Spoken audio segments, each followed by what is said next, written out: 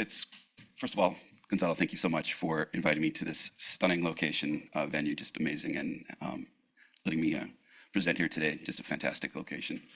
I'll tell you what, I will never present after 3 professional linguists ever again. I don't know what I was thinking, especially standing here in front of all these human beings.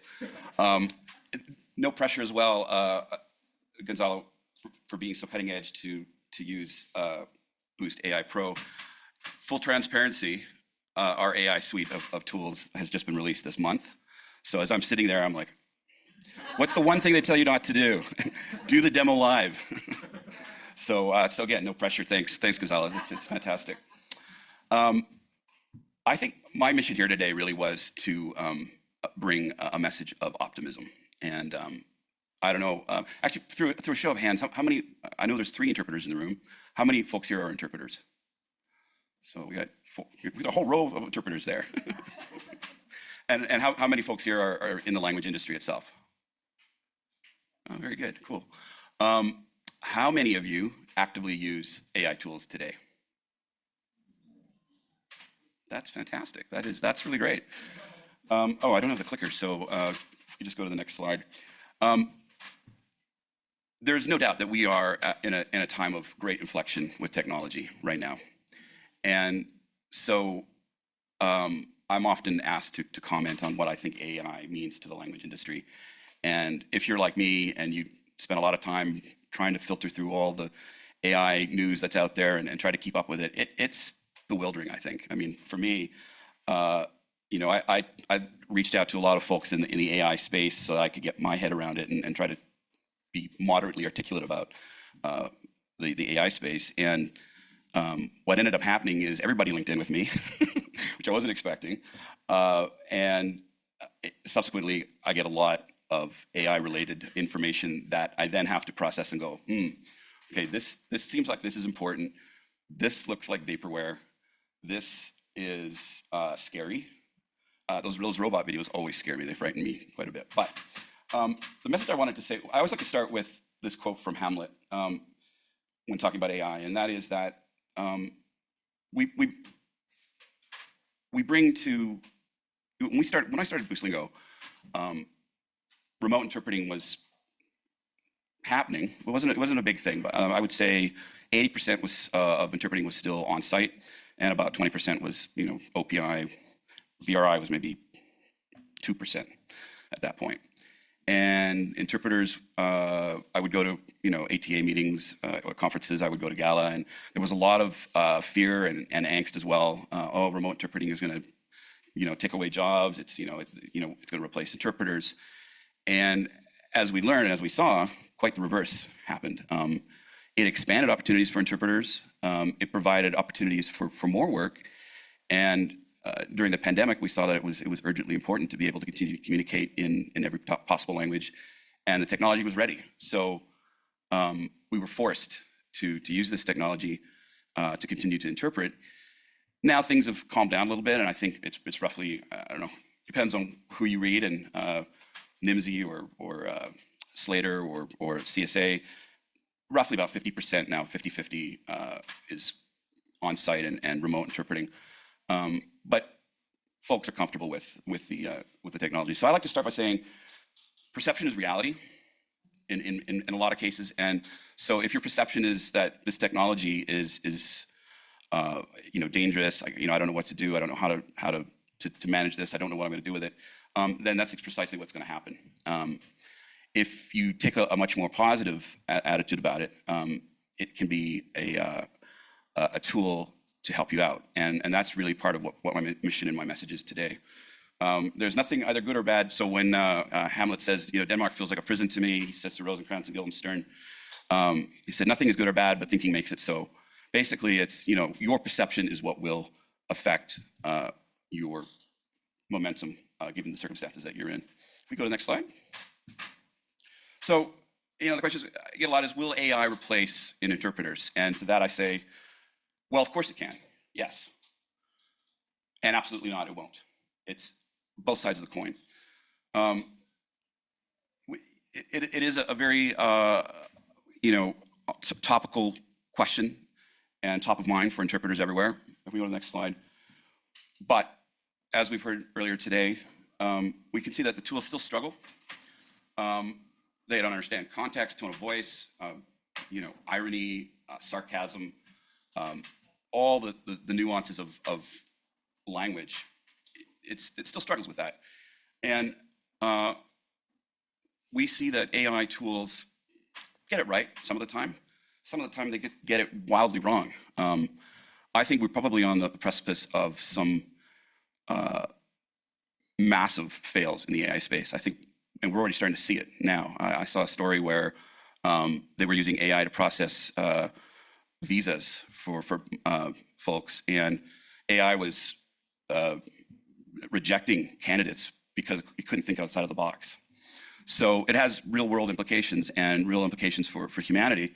And so I still think that interpreting is very much largely a human endeavor, and that AI tools are there to help interpreters progress. Let's go to the next slide. So, oh wait, let's go back one. Go back to the original slide for 1 second. So we've got that famous quote by that says, will technology won't replace interpreters. Interpreters that use technology will replace those interpreters. I just put my own spin on it, saying that interpreters will not be replaced by AI. They will be replaced by those interpreters that use these tools to deal with the realities of this new technical age. If you're an interpreter these days, you're an IT worker. I mean, to some extent. If you're an interpreter right now, you may have to troubleshoot the network. That's possible. Hopefully not, but it does happen. There's expectation. The end users sometimes have no technical abilities, and you have to talk them through using the tools. So to some extent or another, the interpreter now becomes the IT worker as well. So I look at it from the perspective that it will help the interpreter in their tool set streamline the work that they're doing and be able to take on new challenges. Let's go to the next slide. And again, I'm not saying it's hard to project 20 years down the road, right? I mean, we may all be, replaced by robots. Who knows? But hopefully not. But there will be, some tasks that simply we know every time there's a leap in technology, certain tasks, certain things go away. And but as Miguel said, the singularity is not here yet.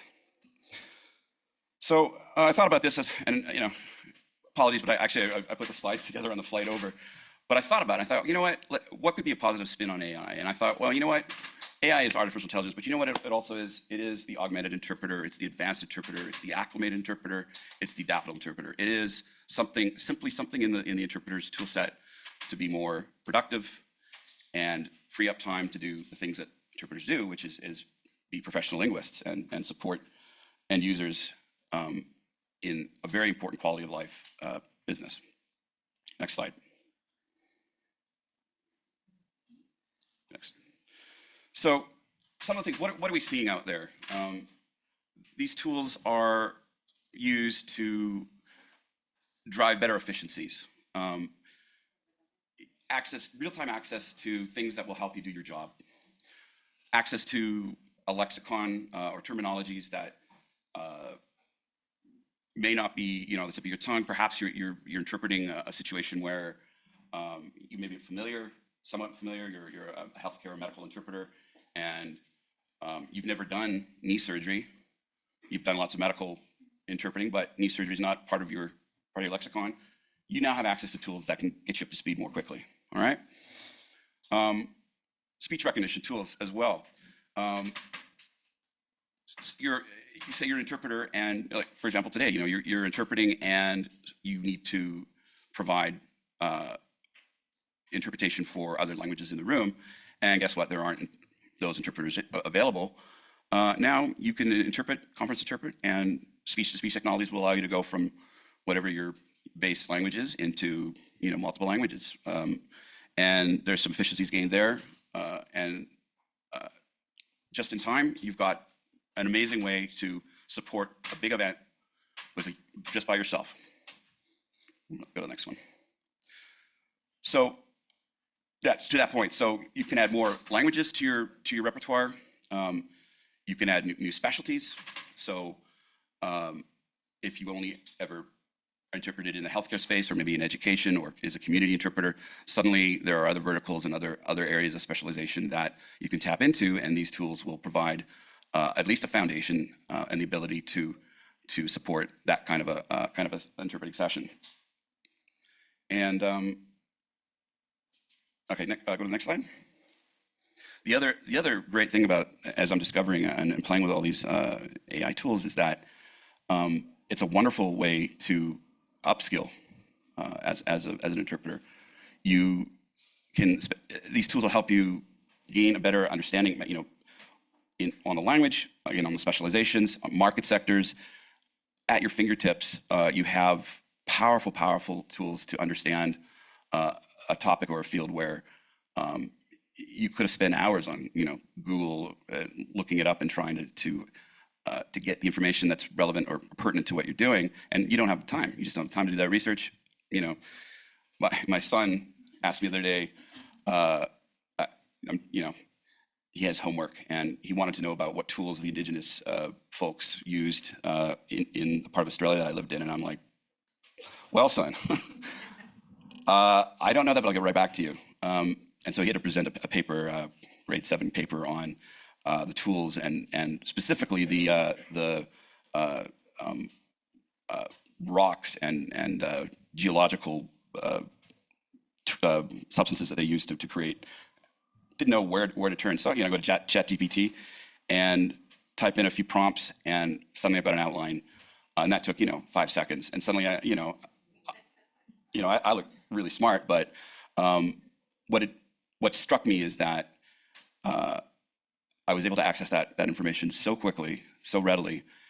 And I did that knowing that it wasn't necessarily truth. You have to understand that, as was pointed out earlier, the machine only knows what it's been trained on. And there was a point made, and I think Miguel made the point, that there's half dozen private companies that are basically lording over these large language models, right? So where's all this, large language model training coming from? I think part of this stewardship falls on us as professionals to make sure that the training happens properly. Next slide. So the other thing I like to say to interpreters as well, if you're not using, I was really pleased to see that folks here are already using and experimenting with AI products. They're using it for purpose-built reasons, using AI tools in your job on a daily basis, and also to streamline and also facilitate other components of your career. Marketing yourself. As an interpreter, you have to continuously market and go after new work. And these productivity tools are faster, sleeker, sexier. It's just, it frees you up to do the things that you really need to do and focus on, and that is be a professional linguist. Let's go to the next slide. And going back to my original point, my previous point on stewardship of the AI space, everybody was except for the software developers. I think a lot of folks were caught off guard. ChatGPT was released November 2022, I think is when it was. Yeah, right. Yeah. Think about where we've come to since November 2022. It's a very nascent technology. Government got caught out. The industry got caught out. Most of us in the profession got caught out. The few organizations that were building this, even Google and Microsoft got caught out and felt the pressure because OpenAI released something that was leaps and bounds superior to what they were working on. And so, to some extent, they had to play catch up as well. Now there's plenty of products out there. But what's also happened is government finally took notice. Government's always a little bit behind on these things, but compliance and stewardship and guardianship of making sure that safe, fair AI use is in place is now starting to gel and happen.